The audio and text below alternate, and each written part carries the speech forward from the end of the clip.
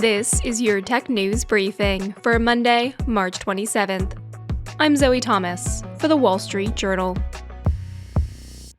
The things chatbots with artificial intelligence can do are pretty impressive. Write a sonnet, pass the LSATs, carry on a conversation about weekend plans. But publishers of online content, the information used to train AI chatbots like ChatGPT, are beginning to think about whether they should be compensated and what their legal options are. That's according to people familiar with a meeting organized by the News Media Alliance, a publishing trade group. So what's behind their concerns, and what can these publishers do? Keach Hagey covers media and marketing for the Wall Street Journal and is with me now. Hey Keach, thanks for joining me. Great to be here. Why are publishers upset? Publishers are looking at the results that are coming out of chatbots like ChatGPT and seeing that some of those answers look pretty familiar, right? And they're concerned that it's their copyrighted content that has been used to train these things that is now producing something, particularly once it becomes merged with something like a search engine like Bing, that might make people less likely to actually click on their links when the answers to certain things are surfaced. Are these similar to concerns that artists have expressed about seeing their work or similar versions to their work created by AI art generators? Yes, it's basically exactly the same thing. But what's really interesting is that the legal questions for images are sort of more evolved than they are for print or for text. So there are active lawsuits right now happening around images, but we have not seen one yet for prose. So what steps are publishers taking now?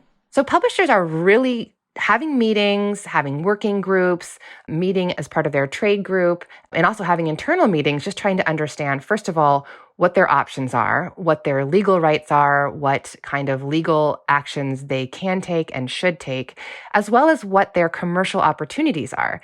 So there have already been some cases in which companies like OpenAI have done deals for content for AI training, like, for example, with Shutterstock, which is like a stock photography and images and video company. They will license certain images, or they've even said very specialized information like science information. So it's a delicate balance because the publishers know that there very well might be a marketplace out there and is already the beginnings of one where they could do commercial deals and have their content paid for to be fed into these chatbots. Are there any specific publishers that we know are having these kinds of talks? So Reddit is in talks with Microsoft about the use of its data in AI training. Reddit has had a very special role, I would say, in this ecosystem. It was reported in the early days of OpenAI that they were a significant source of the data that was used to train the AI in the early days.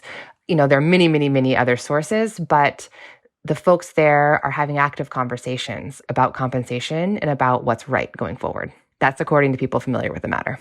What do companies like Microsoft and Google say about publishers' concerns that they're not getting compensated correctly for the use of their information? Microsoft and Google generally respond by not really engaging with the copyright question itself and saying that our search products present a value exchange to publishers. Publishers give us the right to crawl their content, and we give them traffic in exchange. And that's kind of a fair value exchange in itself, which doesn't really address the copyright questions. Now, in a broader way, the tech industry in general has claimed that tech companies have the right to use publishers' data to train their AI models under this carve-out in copyright law called fair use. And fair use says that in certain circumstances, you can take someone's content and use it without permission. The circumstances are complicated. They're sort of a case-by-case basis, but that has been what the tech industry generally has said they have the right to do. And OpenAI, the maker of ChatGPT, which is probably what most listeners are familiar with, how do they respond? So we had an interview with Sam Altman, the CEO of OpenAI, and he said, yes, they do a lot through fair use. So a lot of the content that has gone into training ChatGPT, they believe they acquired and used under this carve-out of fair use. But he also said that they have done deals to pay for certain kinds of content. I mean, there has been this issue about search and publishers for a while, publishers being concerned that users go on search, they type in their question or the information that they're looking for, and they can see it right on the search page already and don't necessarily click on to a publisher's website. Is this AI issue making that problem worse in their eyes? Yes, there is a lot of concern that the most recent version of Bing that is powered by OpenAI's ChatGPT is pushing that even farther. So there are citations in the Bing version. There are links to publishers, but they're like little tiny, almost academic footnotes at the bottom. And the chance that someone is going to click on that doesn't seem super high in the eyes of many publishers who've taken a look at it. However, I should also say that there are really sort of two separate issues here, right? One is whether the tech companies have the right to use the publisher's data at all in AI training. And the other is how should the tech companies design their search products in such a way that fairly delivers traffic to publishers. If the publishers feel like their data is being used inappropriately or, without giving them correct compensation, do they actually have any recourse, or are they just hoping that Microsoft, Google, other platforms make deals with them? Well, they do have the recourse of removing their content from being able to be crawled by either Google or Microsoft, right? You can put .txt on the end of your URL and you can sort of remove yourself from being crawled. However, that's not an ideal solution for many, many publishers because they do rely on the traffic that the search engines bring. So that's why they're looking at a full range of options, including some legislation that's been kicking around Congress for several years that would allow them to band together to negotiate with tech companies because the power imbalance is so extreme between any one publisher and these giant tech companies. Okay, that's WSJ reporter Keach Hagey. Thanks so much for joining us, Keach. Thank you. And that's it for today's Tech News Briefing. But a quick note on AI before we close the show.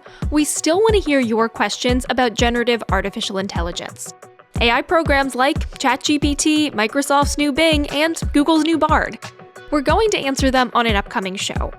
Do you want to know about their capabilities or how they might change our lives? Leave us a voicemail with your AI question at 415-439-6482 or email us a voice recording to tnb@wsj.com. We look forward to hearing from you. I'm Zoe Thomas for the Wall Street Journal. Thanks for listening.